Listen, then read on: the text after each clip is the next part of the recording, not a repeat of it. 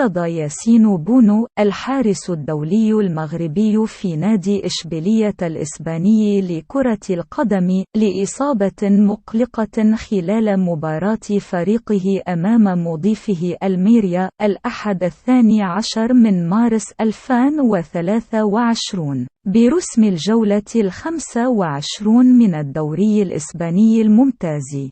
غادر ياسين بونو مباراة فريقه إشبيلية أمام ضيفه ألميريا مصابا، إذ نقل على وجه السرعة لتلقي الإسعافات المستعجلة. وظهر ياسين بونو أنه فقد الوعي حين اصطدم برأسه مع أحد مهاجمي ألميريا في الدقيقة 35 حينما تدخل بنجاح لإبعاد إحدى الكرات الهجومية للفريق الضيف.